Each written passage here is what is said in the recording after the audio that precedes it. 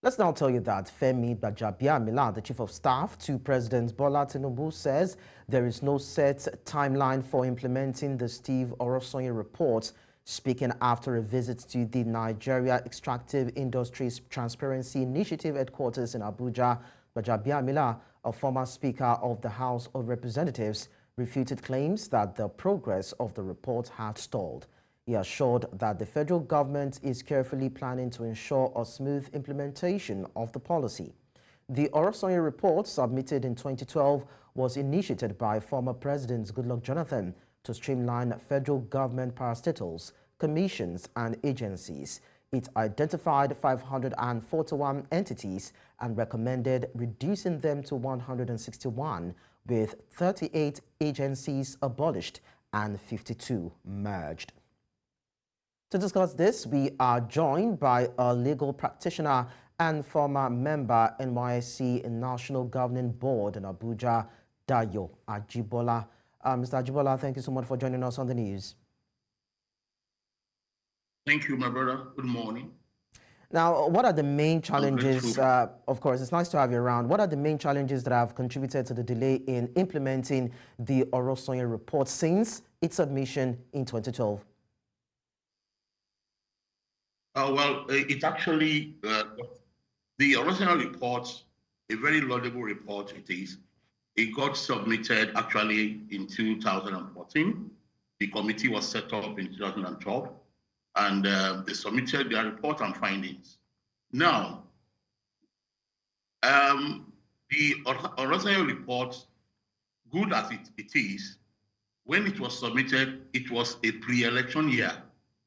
Remember, I said it was submitted in 2014, and the government of the day under Jonathan, led by Goodluck Jonathan, did not have the political goodwill to proceed with the report because it was on the eve of a year that we can call eve of election.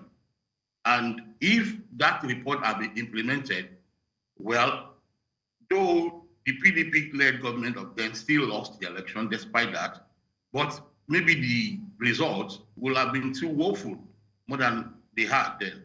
So that was the problem with the Goodluck Jonathan's led government. They did not have the political will to proceed with the implementation of the report. And it was just 1 year into an election year. That was the problem, basically.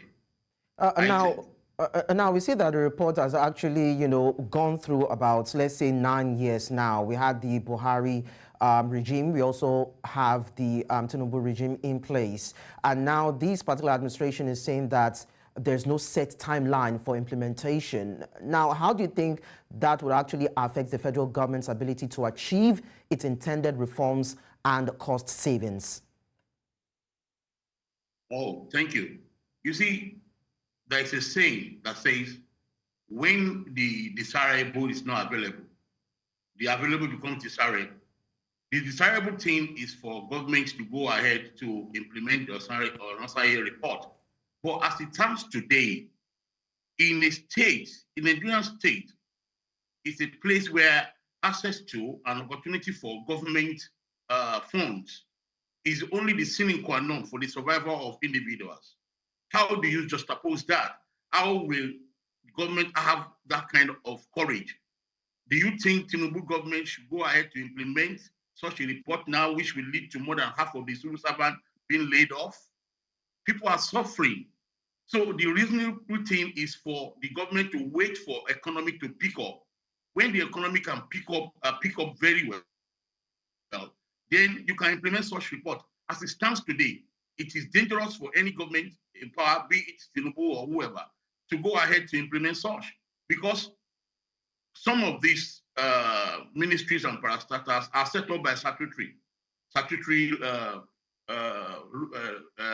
laws that they have to go to certain processes before they can be merged with any ministry.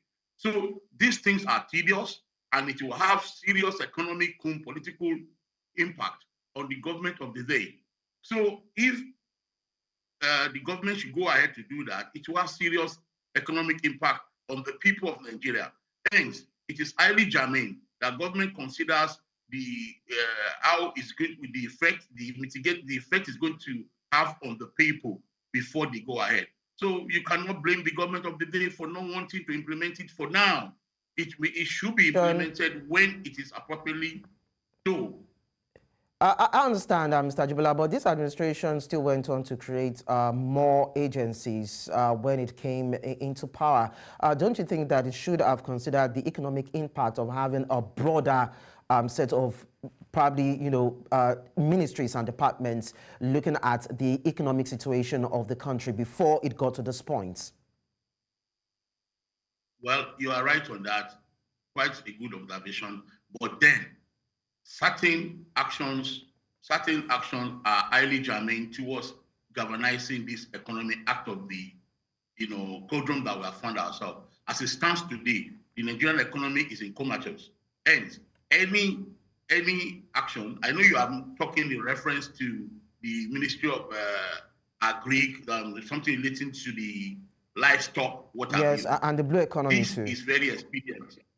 Yes, this is very, very germane and expedient at this point in time. You cannot blame the government for wanting to do things as related to that, because we are in terrible problem.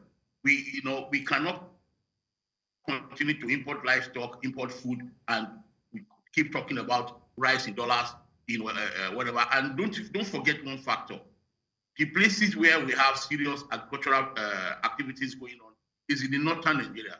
The northern Nigeria is currently having serious challenges vis-a-vis security, and the security is not peculiar to only Nigeria. Hence, it will be naive of any government to try to go ahead with the old order. You have to do think something out of the box towards galvanizing the economy, and that's what the government of the day have done. So we cannot, in the real sense of it, certain action we must accept for now. When the economy picks up, we can begin to now re-strategize the Nigerian state into great economic and political paths. Finally, before I let you go, we know how stringent the recommendations are contained in the Oronsaye Report. Now, to be very realistic, whether or not the economy picks up, do you think it can be implemented without having some downsides that might still impact Nigerians and, of course, the economy, whether or not, the economy yields its curve? You see, in reality, yes, as it stands today, if it is implemented, yes, it will have impact on the running cost of the Nigerian state. But then there are certain areas the government must look into. The leadership of President Bola Tinubu must look into, because governments, the National Assembly, certain wages that Nigerians are complaining should be looked into. They should look into this holistically. It's not just Oronsaye Report. That's the truth. Because as it stands today, if it's implemented truly so, the Nigerian civil service will have better performance and the Nigerian state will have value for their money. But then, when people are suffering, when people are clamoring that they could not go to work, an average civil servant cannot go to work 5 times a week.